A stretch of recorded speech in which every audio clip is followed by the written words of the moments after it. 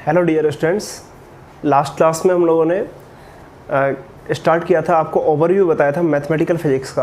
तो अभी हम लोग मैथमेटिकल फिजिक्स को अभी कंटिन्यू कर रहे हैं। तो इस क्लास में मैं थोड़ा सा जो लास्ट क्लास में डिस्कस किया था कार्टेशियन कोऑर्डिनेट सिस्टम के बारे में हमने डिस्कस किया था, तो वो मैं थोड़ा सा आपको रिव्यू कराता हूँ और उसके बाद फिर हम आगे कंटिन्यू करेंगे। ठीक है, देखो लास्ट क्लास में हमने आपको बताया था कि कोऑर्डिनेट सिस्टम, तो हम कोऑर्डिनेट सिस्टम से स्टार्ट कर रहे हैं। कोऑर्डिनेट सिस्टम मतलब हिंदी में बोले तो निर्देश तंत्र।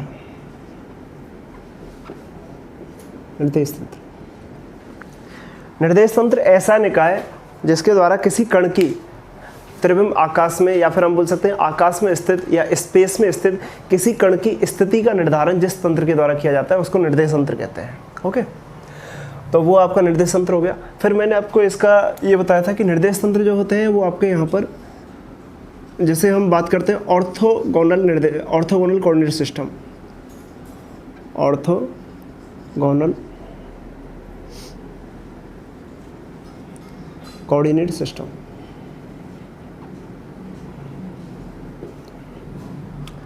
ऑर्थोगोनल कोऑर्डिनेट सिस्टम का मतलब हो गया लांबिक निर्देश तंत्र। ये है लांबिक निर्देश तंत्र। देखो भाई, लांबिक निर्देश तंत्र का मतलब क्या है? लांबिक निर्देश तंत्र का मतलब है कि ऐसा निर्देश तंत्र जिसमें तीनों अक्षें, या बोल सकते हैं वो जिन पृष्ठों से मिलकर बना हुआ है वो पृष्ठ एक दूसरे के लंबवत होते हैं, वो लांबिक निर्देश तंत्र होता है। ओके, तो एक बार सेकंड ईयर के एग्जाम में ये क्वेश्चन भी आया है लास्ट ईयर, तो उसमें आया कि लांबिक निर्देश तंत्र की परिभाषा लिखिए या लांबिक निर्देश तंत्र को परिभाषित कीजिए। तो आंसर क्या हो जाएगा कि ऐसा निर्देश तंत्र जिसके तीनों एक्सिस एक दूसरे के लंबवत हों, या आप ऐसे बोलो कि ऐसा निर्देश तंत्र जिसमें तीनों पृष्ठ, जिन पृष्ठों से मिलकर वो बना हुआ है वो तीनों पृष्ठ एक दूसरे को लंबवत प्रतिच्छेद करते हों, लांबिक निर्देश तंत्र कहलाता है। ठीक है, अब लांबिक निर्देश तंत्र के जो एग्जाम्पल्स हैं, लाइक लांबिक निर्देश तंत्र कौन कौन से हैं, तो आपके यहाँ पर सिलेबस में 3 लांबिक निर्देश तंत्र हैं। 3 ऑर्थोगोनल कोऑर्डिनेट सिस्टम है। फर्स्ट है कार्टेशियन कोऑर्डिनेट सिस्टम, सेकंड है आपका सिलेंड्रिकल कोऑर्डिनेट सिस्टम, और तीसरा है स्फेरिकल कोऑर्डिनेट सिस्टम। ठीक है, तो मैं तीनों बता देता हूँ। तो फर्स्ट है आपका कार्टेशियन कोऑर्डिनेट सिस्टम,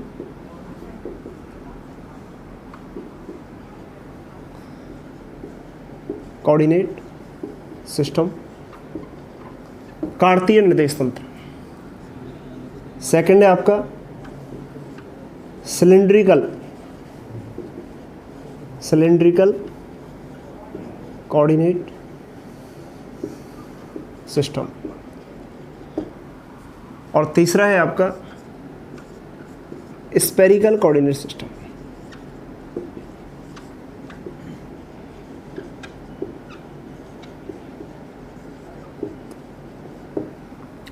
तीसरा है आपका स्फेरिकल कोऑर्डिनेट सिस्टम। तो अभी ये आपके 3 निर्देश तंत्र हो गए। पहला हो गया कार्तीय निर्देश तंत्र, दूसरा हो गया आपका सिलेंड्रिकल निर्देश तंत्र, सिलेंड्रिकल कोऑर्डिनेट सिस्टम, या आप इसको बोल सकते हो बेलनीय निर्देश तंत्र, और तीसरा है आपका स्फेरिकल कोऑर्डिनेट सिस्टम, या आप इसको बोल सकते हो गोलीय निर्देश तंत्र। ठीक है, तो गोलीय निर्देश तंत्र, ये आपका सिलेंड्रिकल कोऑर्डिनेट सिस्टम, या आप इसको हिंदी में बोले तो बेलनी निर्देश तंत्र, और एक आपका कार्टेशियन कोऑर्डिनेट सिस्टम मतलब आपका कार्तीय निर्देश तंत्र। तो आपके 3 निर्देश तंत्र हैं। अब तीनों निर्देश तंत्रों को हम लोग स्टडी करेंगे। एक्चुअली हम क्या है, देखो इस चैप्टर में, पूरे चैप्टर के दौरान हम केवल यही पढ़ेंगे कि तीनों निर्देश तंत्र में किस तरीके से पोजीशन को बताया जाता है, किस तरीके से डिफरेंशियल ऑपरेटर्स जैसे ग्रेडियंट हो गया, डाइवर्जेंस हो गया, कर्ल हो गया, ये तीनों नामों को मतलब भी मैं आपको बताने वाला हूँ। इन सबको किस तरीके से लाइक अलग अलग निर्देश तंत्र में इन सब के रूप क्या क्या होते हैं वो सब हम डिस्कस करेंगे। ठीक है, तो सबसे पहले हम कोऑर्डिनेट सिस्टम, ये आपका ऑर्थोगोनल कोऑर्डिनेट सिस्टम में हम आपका कार्टेशियन कोऑर्डिनेट सिस्टम ले रहे हैं। तो सबसे पहले हम कार्टेशियन कोऑर्डिनेट सिस्टम को आपको बता रहे हैं। ठीक है,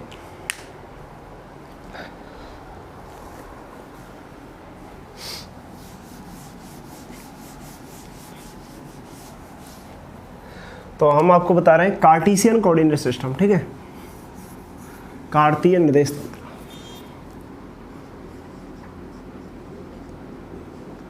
कार्टेशियन कोऑर्डिनेट सिस्टम।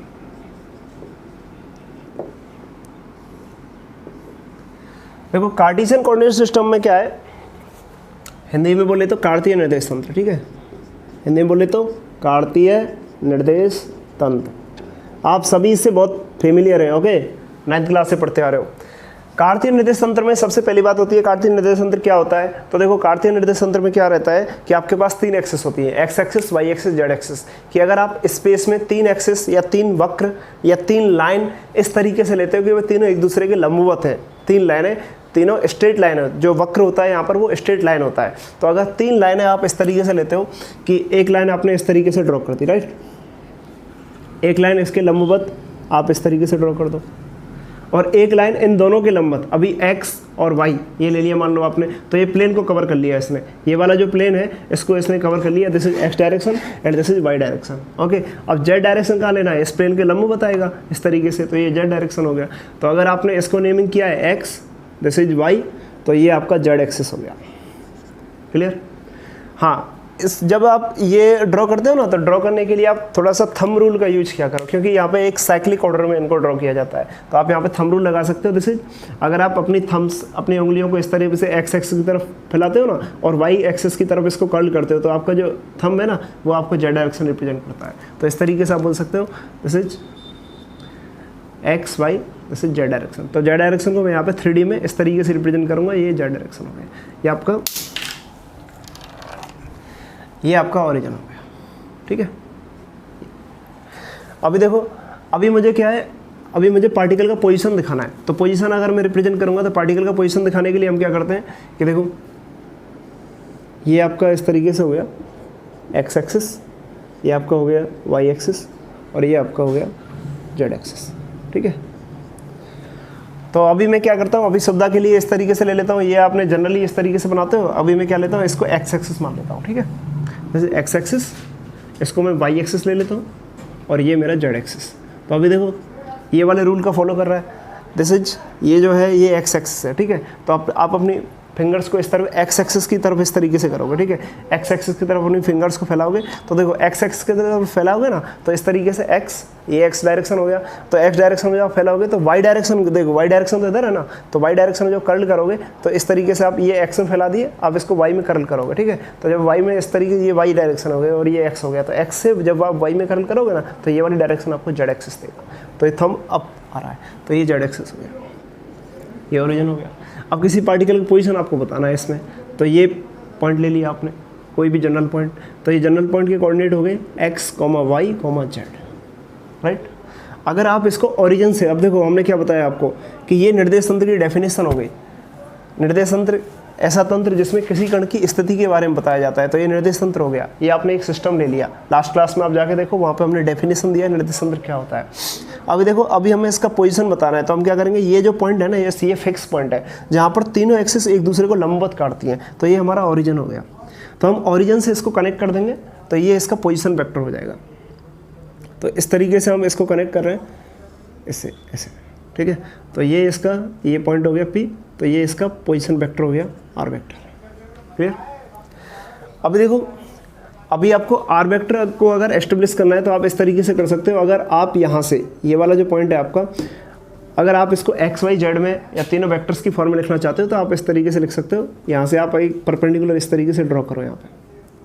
अगर आप एक परपेंडिकुलर ड्रॉ करते हो ना यहाँ पे इस तरीके से, तो ये आपने एक परपेंडिकुलर डाल दिया। देखो ये आपका एक्स वाई प्लेन है, तो एक्स वाई प्लेन में जेड एक्सिस है, यहाँ पे आपका एयर में पार्टिकल है, तो यहाँ से आपने इस तरीके से परपेंडिकुलर डाल दिया, तो एक्स वाई प्लेन में ये परपेंडिकुलर हो गया।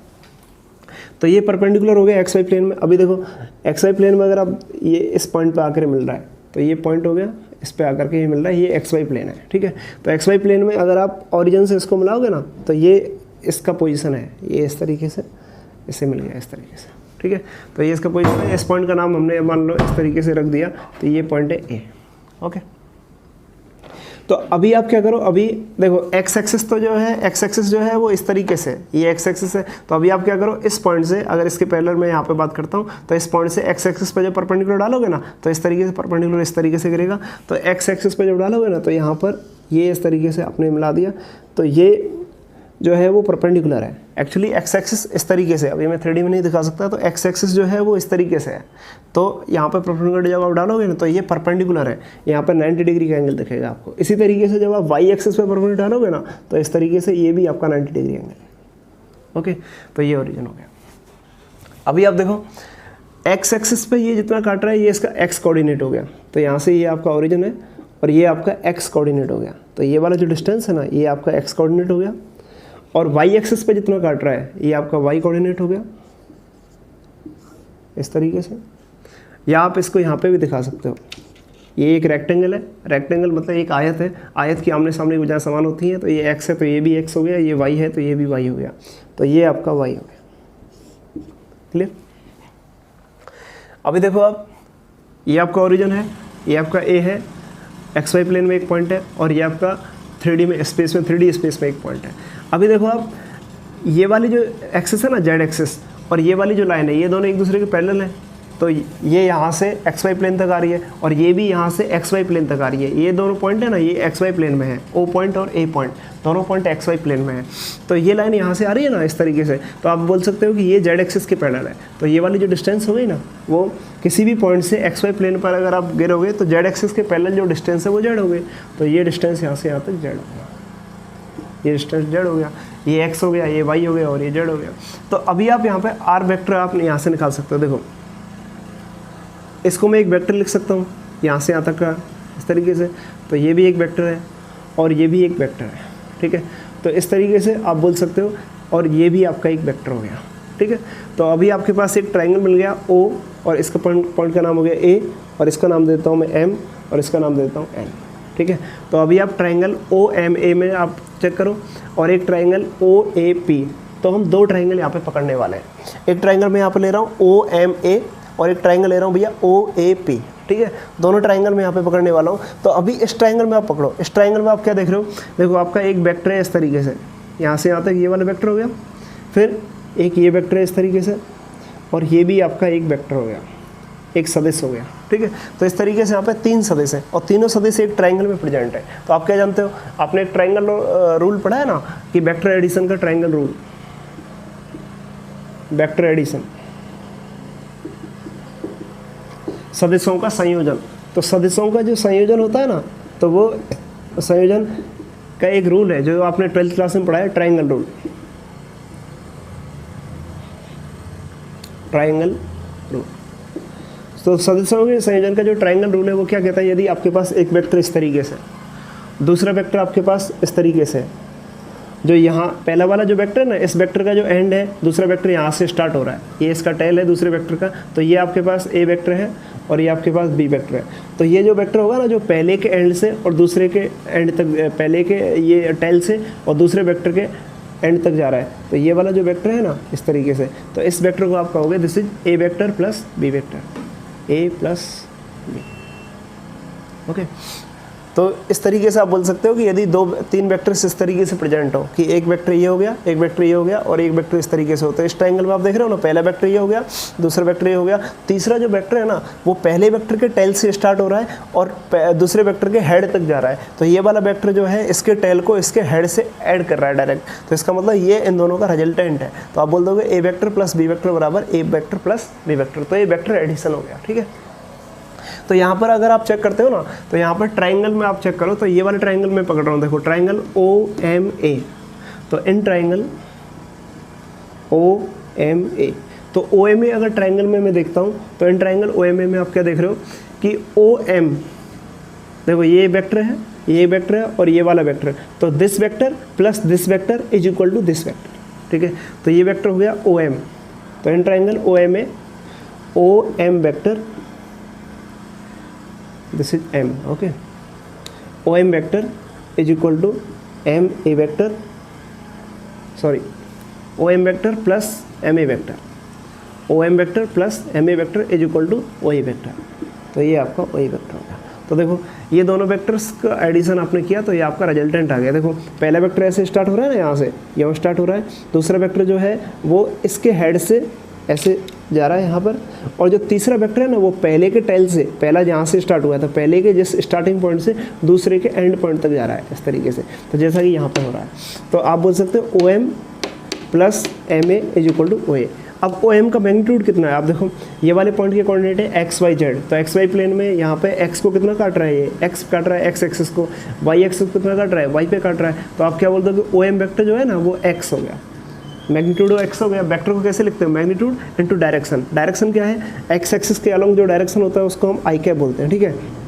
तो this is X I cap plus M A क्या हो गया आपका, एम ए का मैग्नीट्यूड हो गया वाई, और वाई जो है किस एक्सिस के पैरेलल है, वाई कैप के पैरेलल है, तो वाई की जो डायरेक्शन होती है उसको जे कैप कहते हैं, ठीक है। वाई एक्सिस के पैरेलल जो डायरेक्शन है वो जे कैप, तो this is J cap is equal to O A vector. Clear, call it equation number 1। इसी तरीके से अगर आप दूसरा ट्रायंगल पकड़ते हो, अभी देखो मुझे क्या है, मुझे रिलेशन एस्टेब्लिश करना है एक्स वाई और जेड में, और उसका रिलेशन बैठाना है आर से। तो अब मैंने एक ट्रायंगल तो पकड़ लिया जिसमें एक्स वाई आ रहा है, तो एक्स वाई वाला ट्रायंगल हो गया ओ एम ए। अब दूसरा ट्रायंगल कौन सा पकड़ना है, ओ ए पी। तो in triangle O A P, अगर आप दूसरे ट्रायंगल में देखते हो ना, तो in triangle O A P triangle में आप देखो, ओ ए पी ट्रायंगल में आप क्या देख रहे हो, एक वेक्टर यहाँ से स्टार्ट हो रहा है, दूसरा वेक्टर फिर यहाँ से यहाँ तक जा रहा है, ऐसे स्टार्ट हो रहा है, ऐसे जा रहा है, और तीसरा वेक्टर जो है वो पहले वेक्टर के टेल से स्टार्ट हो रहा है और दूसरे वेक्टर के हेड तक जा रहा है, ऐसे करके जा रहा है, ठीक है। तो आप क्या लिखोगे, आर वेक्टर, ये जो वेक्टर है इसको आप बोल दो, तो इस ट्रायंगल ओ ए पी में, ओ ए पी जो ट्रायंगल है इसमें आप क्या बोलोगे कि ओ ए वेक्टर, इसको ले लो आप, O A vector plus A P vector is equal to O P vector. तो O A vector, vector triangle rule लगा रहा हूँ मैं, एडिशन का triangle rule, O A vector plus A P vector is just equal to O P vector.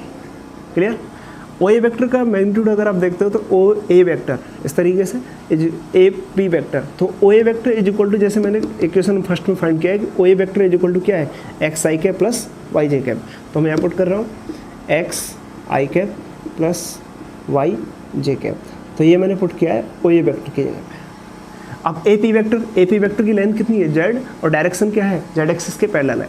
देखो length हो गया Z, तो मैग्नीट्यूड हो गया, वेक्टर का मैग्नीट्यूड लिखोगे ना, तो मैग्नीट्यूड हो गया जेड और डायरेक्शन क्या जेड कैप, तो दिस इज प्लस जेड और डायरेक्शन है आपका जेड कैप, या आप इसको के कैप लिख सकते हो। तो this direction is K cap और call it Z cap is equal to O P. O P vector है ना, तो ओ पी वेक्टर ये हो गया ओ पी वेक्टर का नाम मैंने रख दिया, नेमिंग है R vector, this is position vector, तो आर वेक्टर। तो इस तरीके से आप एस्टेब्लिश कर सकते हो। तो यहाँ से आपको क्या मिल जाएगा, यहाँ से आपको मिल गया R vector is equal to x I cap plus Y J cap और प्लस जेड के कैप। तो ये हमने कार्टेशियन कोऑर्डिनेट सिस्टम में किसी कण का पोजीशन हमने डिसाइड कर लिया इस तरीके से, तो ये पोजीशन हो गया। ओके, तो कार्टेशियन कोऑर्डिनेट सिस्टम में किसी कण का position R vector is equal to x I cap plus Y J cap plus Z के कैप होता है, तो इसको आप कहोगे स्थिति सदिश। Okay, this is position vector. Clear, तो ये हमने पोजीशन वेक्टर निकाल लिया। अभी हम क्या निकालेंगे,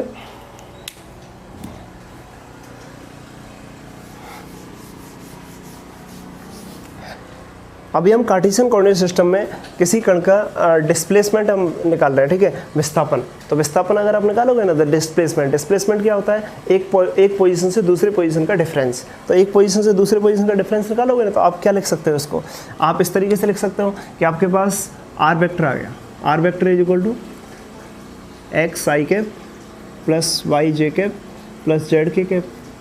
तो एक पोजीशन, अगर ये तो जनरलाइज हो गया, अगर आपको एक पोजीशन लिखना है तो आप क्या लिख सकते हो, R one vector is equal to X one I cap plus Y one J cap plus Z one K cap. R two vector ये फर्स्ट एक पार्टिकल का पोजीशन हो गया। दूसरा पोजीशन अगर आप लिखते हो R two vector is equal to क्या हो गया, X two I cap plus Y two J cap plus Z two K cap. इस तरीके से अगर आप इसका डिस्प्लेसमेंट निकालते हो तो ये क्या हो जाएगा, R two vector minus R one vector. तो इस तरीके से आप इसको लिख सकते हो X two minus X one I cap plus Y two minus Y one J cap plus Z two minus Z one K cap. Okay, आप इसको इस तरीके से भी लिख सकते हो, del R vector is equal to del X I cap plus del Y J cap plus del Z के कैप। या आप इसको इस तरीके से, अगर आप देखो, अगर ये डेल जो है ना वो बहुत कम है, अगर डिस्प्लेसमेंट बहुत कम है, तो आप इसको इस तरीके से लिख सकते हो, D R vector is equal to D x I cap plus D Y J cap plus D Z के कैप। ओके, तो ये आपका डिस्प्लेसमेंट वेक्टर हो गया। तो इस तरीके से ये आपने डिस्प्लेसमेंट वेक्टर निकाल लिया। तो D R vector is equal to D x I cap plus D Y J cap plus D Z के कैप। अब देखो ये जो डिस्प्लेसमेंट है ना वो एक्स डायरेक्शन के अलाउंग है, ये वाला डिस्प्लेसमेंट है ना वो वाई डायरेक्शन के अलाउंग है, और ये वाला डिस्प्लेसमेंट जेड डायरेक्शन के अलाउंग है।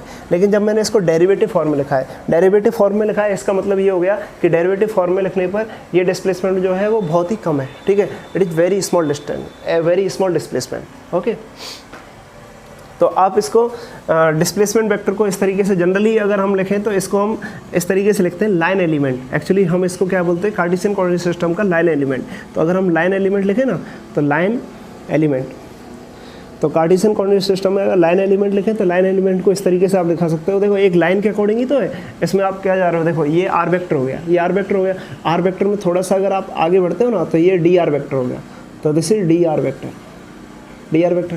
तो आर वेक्टर में थोड़ा सा इंक्रीजमेंट आपने किया है तो ये डी आर वेक्टर हो गया। तो यहाँ पर भी आप लिख रहे हो ये देखो एक लाइन के अकॉर्डिंग है, एक लाइन में आप आर वेक्टर में सीधे जा रहे हो तो यहाँ पे क्या हो गया, डी आर वेक्टर। तो एक लाइन एलिमेंट हो गया कि लाइन में आप थोड़ा सा कितना आपने इंक्रीमेंट किया। तो इसको आप लाइन एलिमेंट को इस तरीके से डी आर वेक्टर ना लेके कभी कभी नोटेशन में डी एल वेक्टर रिप्रेजेंट कर सकते हो। D L vector is equal to D x I cap plus D Y J cap plus D Z के कैप। तो ये होता है लाइन एलिमेंट, ठीक है। तो कार्टेशियन कोऑर्डिनेट सिस्टम में जो लाइन एलिमेंट होता है उसको इस तरीके से लिखते हैं। तो ये जनरलाइज लाइन एलिमेंट है, व्यापक रूप से लाइन एलिमेंट इस तरीके से हो गया। अगर आप लाइन एलिमेंट केवल एक्स डायरेक्शन लिखते हो, ठीक है, तो line element in x direction, elements in x direction. तो अगर आप केवल एक्स डायरेक्शन में जा रहे हो तो एक्स डायरेक्शन लाइन एलिमेंट क्या हो जाएगा, डी एल का एक्स कंपोनेंट, ठीक है, इज इक्वल टू क्या हो जाएगा, डी एक्स। तो ये हो गया मैग्नीट्यूड।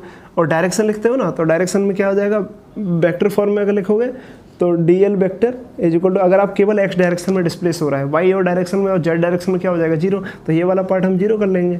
जब वाई और जेड में नहीं जा रहा है, केवल एक्स में जा रहा है, तो क्या हो जाएगा, डी एक्स आई कैप। अगर y में भी जा रहा है तो आप क्या लिख दोगे कि x में नहीं जा रहा, z में नहीं जा रहा, तो y डायरेक्शन में। तो along line element in x direction. इसी तरीके से आप क्या लिख सकते हो, line element in y direction. अगर y डायरेक्शन लिखते हैं ना तो y डायरेक्शन में क्या हो जाएगा, D L vector is equal to D Y J cap. और अगर अलाउंग z डायरेक्शन आप लिखते हो तो z डायरेक्शन में क्या हो जाएगा, z डायरेक्शन। तो z डायरेक्शन में हो जाएगा D L vector is equal to D Z K cap.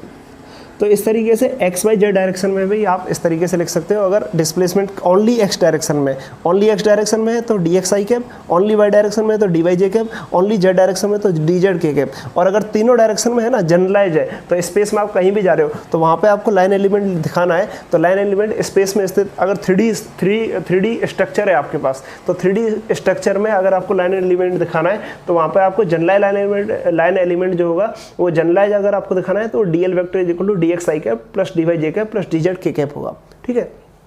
अगर एक डायरेक्शन दिखाना है तो डी एक्स आई कैप, वाई डायरेक्शन में दिखाना है तो एक डायरेक्शन मतलब एक्स डायरेक्शन में, वाई डायरेक्शन में दिखाना है तो डी वाई जे कैप, और जेड डायरेक्शन में अगर आपको दिखाना है ना तो ये हो जाएगा डी जेड के कैप। तो इस तरीके से आप यहाँ पे लाइन एलिमेंट निकाल लिए, ठीक है। अभी कार्टेशियन कोऑर्डिनेट सिस्टम में मैं आपको एरिया एलिमेंट निकाल के दिखाता हूँ, ठीक है। तो एरिया एलिमेंट क्या होगा और फिर हम वॉल्यूम एलिमेंट बताएंगे।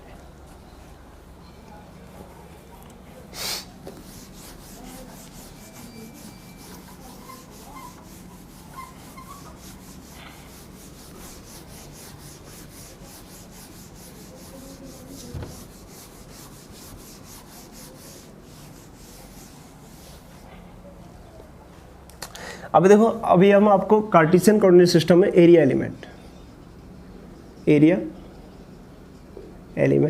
इन कार्तीय निर्देश तंत्र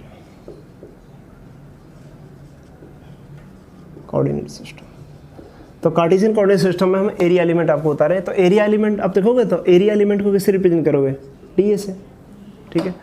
अगर आप एक्स वाई प्लेन में हो तो एरिया एलिमेंट अगर आपको एक्स वाई प्लेन में दिखाना है तो इन एक्स वाई प्लेन में अगर आपको दिखाना है तो एक्स वाई प्लेन में क्या है, एक्स कोऑर्डिनेट, वाई कोऑर्डिनेट।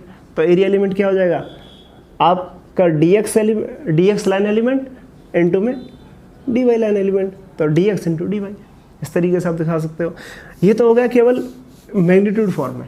अगर आपको वेक्टर फॉर्म में दिखाना है ना तो एरिया वेक्टर, अगर हम एलिमेंट एरिया वेक्टर लिखते हैं, एरिया एलिमेंट का वेक्टर, तो वेक्टर एरिया एलिमेंट क्या हो जाएगा, वेक्टर एरिया एलिमेंट। अगर एरिया एलिमेंट का हम वेक्टर देखें तो वेक्टर क्या हो जाएगा, वेक्टर लिखने पर ये आ जाएगा। वेक्टर लिखने पर देखो जब वेक्टर फॉर्म में आप लिखोगे ना तो आपको थोड़ा सा इस तरीके से क्रॉस प्रोडक्ट का ध्यान रखना है। एक्चुअली क्या होता है कि जब एरिया वेक्टर को हम इस तरीके से लिखते हैं ना, देखो अगर हमारे पास कोई एक वेक्टर इस तरीके से है, एक वेक्टर है और ये हमारे पास दूसरा वेक्टर है, ये बी वेक्टर हो गया, ठीक है ना, ये बी वेक्टर हो गया। तो अगर हमें ये वाला एरिया अगर निकालना है, ये वाला एरिया जो है, ये वाला एरिया, तो ये वाला एरिया निकालना है ना, तो इस क्रॉस प्रोडक्ट का जो फिजिकल मीनिंग होता है ना वो यही होता है। आप लोगों ने इस तरीके से पढ़ा है कि क्रॉस प्रोडक्ट का 11th-12th क्लास में पढ़ा होगा आपने, जो क्रॉस प्रोडक्ट का फिजिकल मीनिंग होता है वो यही होता है, जब आप ए क्रॉस बी करोगे ना तो ए क्रॉस बी जब आप करोगे तो यहाँ पे ये वाला जो एरिया है ना वो ए क्रॉस बी को रिप्रेजेंट करेगा। तो ये इस तरीके से जब आप ए की तरफ अपनी उंगलियों को कर्ल करोगे, इस तरफ कर्ल करोगे ना, तो ऐसे इस तरीके से जब कर्ल करोगे तो ए की तरफ फैलाओ और ए से बी की तरफ इसको कर्ल करो। तो बी ऊपर है ना, तो देखो ए से हम बी की तरफ कर्ल कर रहे हैं, तो ये वाली जो डायरेक्शन आ रही है ना ये नॉर्मल है। तो एरिया वेक्टर लिख रहा हूँ, तो एरिया वेक्टर का नॉर्मल जो आएगा ना वो नॉर्मल आउटसाइड द पेज आएगा। तो यहाँ पर a vector cross b vector, okay, ये हमारा एरिया एलिमेंट हो गया। तो जिसमें क्या लिखेंगे, ए का मैग्नीट्यूड इनटू में बी का मैग्नीट्यूड, ओके, इनटू में साइन थीटा और डायरेक्शन क्या आएगा, एन कैप। तो एन कैप जो है वो इस वाले केस में अगर हम बात करें तो इस वाले केस में एन कैप जो होगा वो ये होगा, out of the page, this is N cap. N cap जो है वो out of the page, out of the page, इस वाले केस में आउट ऑफ द पेज है। अगर मान लो आप इसको यहाँ से आगे से देख रहे हो, अगर आप इसको पीछे से देखोगे ना तो फिर आप ए क्रॉस बी करोगे तो आपको वो अंदर की तरफ आपको दिखाई देगा। तो वहाँ पर हम बोल सकते हैं कि एरिया वेक्टर जो होगा वो एन कैप जो होगा वो माइनस एन कैप हो जाएगा। तो इस तरीके से हम एरिया वेक्टर निकालते हैं। तो एरिया वेक्टर का ये डायरेक्शन हो गया। अब यहाँ पर अगर हमें एरिया एलिमेंट दिखाना है तो एक्स वाई प्लेन में अगर कोई है, एक्स वाई प्लेन में है तो आप जानते हो एक्स, ये एन कैप क्या है, एन कैप जो है ए और बी का जो प्लेन है उस प्लेन के परपेंडिकुलर एक वेक्टर है, परपेंडिकुलर डायरेक्शन में एक वेक्टर है। तो N cap is perpendicular to A and B, तो ए और बी दोनों के परपेंडिकुलर है आपका एन कैप। उसी तरीके से अगर मैं क्या बोल रहा हूँ, एरिया एलिमेंट वेक्टर फॉर्म में दिखा रहा हूँ, कहाँ पर, एक्स वाई प्लेन में, तो एक्स वाई प्लेन के परपेंडिकुलर कौन है, जेड डायरेक्शन है। तो इसका मतलब आपका जो एरिया एलिमेंट आएगा ना तो वो अगर वेक्टर फॉर्म में आप लिखते हो तो क्या आएगा, मैग्नीट्यूड कितना एरिया का, D x into D Y A Y, ठीक है, इंटू डायरेक्शन क्या आएगा, plus minus N cap. Plus N cap भी हो सकता है, माइनस एन कैप भी हो सकता है, वो डिपेंड करेगा कि आप प्लेन के किस तरफ से देख रहे हो, ठीक है, ये आपके ओरिएंटेशन पर डिपेंड करेगा कि आप प्लेन के किस तरफ से देख रहे हो, ठीक है। तो अगर मान लो ये प्लेन है यहाँ पर, ठीक है, तो ये प्लेन हो गया यहाँ पर, तो इस प्लेन के ऊपर अगर मैं देख रहा हूँ तो मैं इसको प्लस जेड डायरेक्शन कंसिडर कर रहा हूँ, तो नीचे वाला डायरेक्शन क्या आएगा, माइनस जेड आएगा। तो लेकिन प्लेन तो ये है ना, तो ये प्लेन है, तो इस प्लेन के एबव जो डायरेक्शन होगा वो प्लस का अगर मैंने कंसिडर किया है तो उल्टा जो डायरेक्शन आएगा 180 डिग्री, ये तो माइनस का जेड ही आएगा ना, तो ये प्लस का जेड हो गया, ये माइनस का जेड हो गया। तो इस तरीके से अगर ये एक्स वाई प्लेन है तो एक्स वाई प्लेन हो गया, तो इस एक्स वाई प्लेन के ऊपर जो डायरेक्शन होगा वो प्लस जेड कैप हो गया और नीचे डायरेक्शन हो जाएगा माइनस जेड कैप हो जाएगा। तो इस तरीके से प्लस एन कैप और ये माइनस एन कैप, दोनों एरिया एलिमेंट पॉसिबल है। अगर आप यहाँ से देख रहे हो तो ये एन कैप नीचे की तरफ हो जाएगा, और अगर आप यहाँ से देख रहे हो तो आपका एन कैप जो होगा वो इस तरीके से ऊपर की तरफ हो जाएगा। क्लियर है ना। तो d a vector is equal to D x into D y plus minus N cap. तो यहाँ पर d x into D y जो एन कैप है वो आपका जेड कैप होगा, तो आप इसको जेड कैप लिखो या के कैप से नोटेट करो, ठीक है। तो देखो ये आप नोट कर लो कि आप आई कैप लिखो या आप एक्स कैप लिखो, दोनों का मतलब सेम ही होता है, ओके। या आप जे कैप लिखो, ओके, तो जे कैप जो होता है वो इक्वलेंट होता है आप वाई कैप लिखो या आप के कैप लिखो, ओके, और ये इक्वलेंट है जेड कैप के। तो आप इसमें से कुछ भी लिखो, ये सब चलता है, ठीक है, क्योंकि एक्स कैप लिखो या आई कैप लिखो, वाई कैप लिखो या जे कैप लिखो, जेड कैप लिखो या के कैप लिखो, सब सिमिलर है, ठीक है, ओके। अभी देखो अगर आप अभी आपने एक्स वाई प्लेन लिया, अब दूसरा प्लेन कौन सा पॉसिबल है भाई, वाई जेड प्लेन पॉसिबल है। तो वाई जेड प्लेन में अगर आप चेक कर रहे हो तो वाई जेड प्लेन में क्या होगा, वाई जेड प्लेन में d a is equal to क्या होगा, मैग्नीट्यूड अगर मैं लिखता हूँ तो d a is equal to क्या हो जाएगा, d y into d z, क्योंकि वाई जेड प्लेन है ना, तो वाई जेड प्लेन में आप वाई पे डिस्प्लेसमेंट डी वाई, जेड पे डिस्प्लेसमेंट डी जेड, तो D y into d z. अगर वेक्टर फॉर्म में लिखते हैं तो d a vector in y z plane, तो ये क्या हो जाएगा, d y into d z. अब डायरेक्शन क्या आएगा, वाई जेड प्लेन के परपेंडिकुलर डायरेक्शन आएगा। तो वाई जेड प्लेन के परपेंडिकुलर क्या होगा, आप ये बताओ। जब आप एक्स और वाई, जब देखो आप चेक कर लो यहाँ पे, वाई और जेड के परपेंडिकुलर क्या होगा, वाई कैप क्रॉस, या आप बोल सकते हैं y cap cross z cap, y cap cross z cap लिखो, या फिर मैंने क्या बोला है j cap cross k cap लिखो। तो j cap cross k cap करोगे तो क्या मिलेगा, जे क्रॉस के करते हैं तो जे क्रॉस के करते हैं तो आई मिलता है, ठीक है। तो आप क्या लिख सकते हो, y cap cross z cap, या आप इसको लिख सकते हो डी वाई डी जेड के कैप। तो इस तरीके से ये डायरेक्शन आपको मिल जाएगा। और जनरलाइज, अगर आप इसको और जनरलाइज लिखना चाहते हो तो जनरलाइज में क्या आ जाएगा, तो डायरेक्शन है वो प्लस माइनस के, आप कुछ भी लिख लो कि प्लस के कैप या माइनस के कैप, और डिपेंड करेगा अपॉन ऑन योर ओरिएंटेशन कि आपका ओरिएंटेशन क्या है। ओके अगर आप इस तरीके से आप एक्स जेड प्लेन में दिखाते हैं तो इन एक्स जेड प्लेन में क्या होगा, d a vector is equal to, अब डायरेक्ट लिख रहा हूँ वेक्टर फॉर्म में, तो d a vector is equal to D x into d z, और डायरेक्शन क्या आएगा एक्स जेड प्लेन का वाई कैप, तो ये आप जनरलाइज लिखोगे तो प्लस माइनस वाई कैप, या आप प्लस माइनस जे कैप भी लिख सकते हो इसको, ठीक है। तो D x into d Z आप ऐसे लिखो प्लस माइनस जे कैप, ठीक है। वाई कैप लिखो या जे कैप लिखो, एक ही बात है, ठीक है। तो ये आपका एरिया एलिमेंट होते हैं, तो ये आपका एरिया एलिमेंट हो गया। अभी अगर हम बात करें, अब देखो यहाँ पे एक चीज़ क्लियर हो गई ना आपकी कि जो ए क्रॉस बी जो आप वेक्टर क्रॉस प्रोडक्ट करते हो ना, तो क्रॉस प्रोडक्ट मतलब आप यहाँ पर जो क्रॉस प्रोडक्ट आप करते हो ना, तो क्रॉस प्रोडक्ट का जो वेक्टर आप बोल सकते हो कि ये इसका जो फिजिकल मीनिंग है, इसका जो फिजिकल मीनिंग है ना, फिजिकल मीनिंग जो है वो एरिया एलिमेंट को रिप्रेजेंट करता है। तो ए क्रॉस बी जो है वो एरिया वेक्टर को रिप्रेजेंट करता है। तो आप इसका बोल सकते हो कि एक क्रॉस प्रोडक्ट का जो फिजिकल मीनिंग होता है वो एरिया होता है, ठीक है। अगर अब इससे आगे हम बात करते हैं, वॉल्यूम एलिमेंट अगर हमें निकालना है तो वॉल्यूम एलिमेंट क्या होगा, देखो अगर हम वॉल्यूम एलिमेंट लिखें, वॉल्यूम एलिमेंट, ठीक है। तो अब वॉल्यूम एलिमेंट क्या होगा, अगर हम वॉल्यूम एलिमेंट निकालते हैं तो आप लोग जानते हो, अगर आपके पास देखो तीन वेक्टर्स हैं, तीन वेक्टर इस तरीके से कि ए और बी जो है वो सेम प्लेन में है, और सी जो वेक्टर है ना वो दोनों वेक्टर्स के परपेंडिकुलर है, ठीक है। तो ए बी और सी तीनों जो आप बोल सकते हो दो वेक्टर्स हैं एक प्लेन में, और तीसरा वेक्टर उसके परपेंडिकुलर है। मतलब आप ऐसे समझ लो कि जैसे आपके पास एक ये है, ये आपके पास एक क्यूब है, मान लो इस तरीके से सोच लो कि आपके पास एक क्यूब है, आप इस तरीके से समझ सकते हो। देखो ये आपके पास एक क्यूब है, ठीक है, ये क्यूब हो गया। तो इस क्यूब में अगर ये वाला जो प्लेन है ना, ये नीचे वाला जो प्लेन है, इस वाले प्लेन में अगर मैं ये मेरे पास है इस तरीके से ए वेक्टर, ठीक है, और ये है बी वेक्टर, ओके, और ये है सी वेक्टर, ठीक है। तो अगर आप इस प्लेन का वॉल्यूम लिखते हो तो इस प्लेन का जो वॉल्यूम हो जाएगा ना वो क्या हो जाएगा, आप देखो वॉल्यूम अगर आपको निकालना है ना तो इस प्लेन का जो वॉल्यूम होगा वो होगा ए वेक्टर क्रॉस बी वेक्टर। अगर आप ए क्रॉस बी निकालते हो तो नीचे वाले सरफेस का एरिया निकल जाएगा, और वॉल्यूम क्या होता है, आधार का क्षेत्रफल गुणा ऊंचाई। तो ऊंचाई कितनी है इसकी, जेड कैप से हम निकाल लेंगे, तो जेड कैप का परपेंडिकुलर इसमें डालेंगे, तो जब इसका परपेंडिकुलर यहाँ पे गिरेगा ना तो ये एक्स वाई प्लेन पे इस तरीके से गिरेगा, तो इसकी जो डायरेक्शन आएगी वो डॉट प्रोडक्ट से हम निकाल सकते हैं, ओके। तो ये ए क्रॉस बी जब करोगे ना तो ए क्रॉस बी जो आएगा वो इस परपेंडिकुलर की डायरेक्शन में आएगा। तो ये वाला जो परपेंडिकुलर है ये परपेंडिकुलर हो गया इस प्लेन पर, तो इस प्लेन की डायरेक्शन में आ जाएगा ए क्रॉस बी डायरेक्शन आ जाएगा ये वाला, ये एन कैप आ जाएगा। तो ए क्रॉस बी से क्या, a cross b dot c vector अगर आप कर दोगे ना तो ये आपको वॉल्यूम मिल जाएगा, वॉल्यूम। तो ये आपका वॉल्यूम होता है। तो वेक्टर फॉर्म में जो वॉल्यूम को लिखते हैं तो ए क्रॉस बी डॉट सी आप कर लो, तीन वेक्टर्स आपके इस तरीके से जो एक क्यूब बना रहे हैं, तो इसका जो वॉल्यूम होगा वो ए क्रॉस बी डॉट सी आप इस तरीके से लिख सकते हो, ओके। आप इसको a dot b cross b भी लिख सकते हो, a dot b cross b भी चलेगा, क्योंकि आप बी और सी का आप क्रॉस कर लो और फिर ए का उसके साथ डॉट कर लो, या फिर ए का बी के साथ क्रॉस फिर इसके सी के साथ डॉट, तो आपको वॉल्यूम मिल जाएगा। तो इस तरीके से यहाँ पर भी अगर आप वॉल्यूम एलिमेंट दिखाते हो ना तो वॉल्यूम एलिमेंट क्या होगा, जैसे मान लो आपके पास ये है इस तरीके से, तो यहाँ पे वॉल्यूम एलिमेंट दिखाओगे ना तो वॉल्यूम एलिमेंट क्या होगा, डी वी, वॉल्यूम एलिमेंट हो गया डी वी। आप छोटा सा वॉल्यूम दिखा रहे हो तो d v is equal to क्या होगा, डी एक्स आई कैप क्रॉस डी वाई जे कैप, ओके, और डॉट जे कैप और डॉट डी जेड के कैप।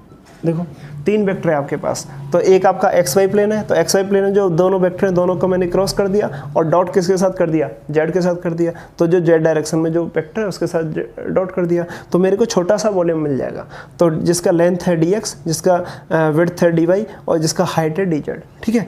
तो ये वाला वॉल्यूम अगर मुझे निकालना है तो आप देखो आई क्रॉस जे क्या होता है, के, तो d v is equal to यहाँ से मैग्नीट्यूड बाहर निकाल लो, d x into D y, तो D x into D y, यहाँ से क्या मिलेगा मुझे, i cap cross j cap, okay, dot, और यहाँ से क्या मिलेगा मुझे, डी जेड के कैप, ठीक है। तो ये क्या हो जाएगा, d b is equal to x, i cross j करोगे ना तो के कैप मिल जाएगा, तो डी एक्स डी वाई, और ये इसको बाहर निकाल देता हूँ, तो ये हो गया डी जेड। तो यहाँ से आई क्रॉस जे करेंगे ना, तो यहाँ से मुझे क्या मिलेगा, के कैप, और डॉट क्या है, डॉट के कैप। तो के कैप डॉट के कैप क्या होता है, के कैप डॉट के कैप आप जानते हैं 1 होता है, तो ये आपका 1 हो गया, दिस इज, तो ये 1 हो गया। तो आपको वॉल्यूम एलिमेंट क्या मिल गया, d v is equal to D x into D y into d z, ठीक है।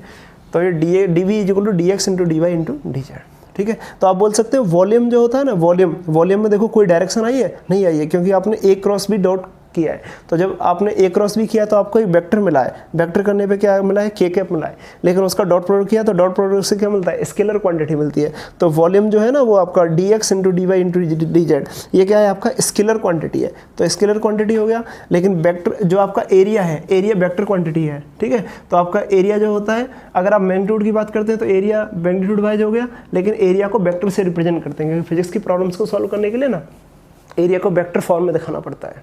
तो इसलिए एरिया जो हो गया वो डी ए वेक्टर हो गया, और आपका वॉल्यूम हो गया वो डी वी हो गया। तो वॉल्यूम जो होता है वो ऑलवेज स्केलर क्वांटिटी ही होता है, ठीक है।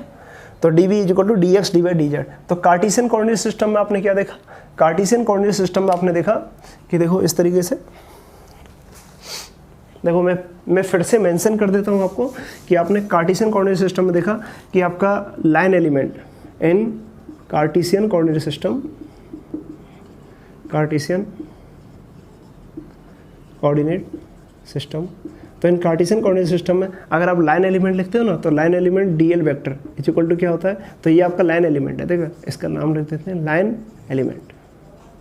तो लाइन एलिमेंट क्या है, d l vector, d l vector क्या है, डी एक्स आई कैप प्लस डी वाई जे कैप प्लस डी जेड के कैप, ओके। ये तो लाइन एलिमेंट जनरल हो गया, तो this is general, generalised, okay. Particular direction में d x d y d z. Area element, area element का मतलब हो गया आपका क्षेत्रीय अल्पांश। तो क्षेत्रीय अल्पांश क्या हो जाएगा, d a vector is equal to D x into D y k cap, ठीक है, plus minus k cap, plus minus k cap. D a vector is equal to D y d x d y हो गया, तो D y d z, y और z ले रहा हूँ ना तो प्लस माइनस, वाई और जेड ले रहा हूँ तो प्लस माइनस आई कैप, ठीक है, वाई और जेड को छोड़ करके। तो डी ए वेक्टर तीसरा क्या हो जाएगा, d a vector is equal to D x into d z. जब एक्स और जेड ले रहा हूँ ना तो एक्स और जेड को छोड़ करके क्या हो जाएगा, प्लस माइनस वाई कैप। तो ये आपका अलोंग मतलब आप बोल सकते हो d a vector in x y plane, in x y plane. ये डी ए वेक्टर है y z plane, y z plane, और ये आपका डी ए वेक्टर है in x z plane, x z plane.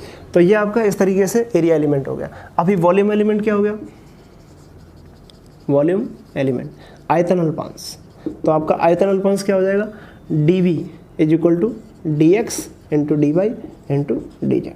तो ये आपका आयतन अल्पांश हो गया। तो इस तरीके से आपने क्या है, तीनों चीज़ों को फाइंड कर लिया, line element, area element, volume element, ठीक है। दीज आर वेरी इंपॉर्टेंट, ठीक है। जब आप प्रॉब्लम सॉल्व करोगे ना, तो प्रॉब्लम सॉल्व करोगे तो आपको लाइन एलिमेंट, एरिया एलिमेंट और वॉल्यूम एलिमेंट तीनों का रिक्वायरमेंट होता है। तो ये इस तरीके से हो गया, ओके।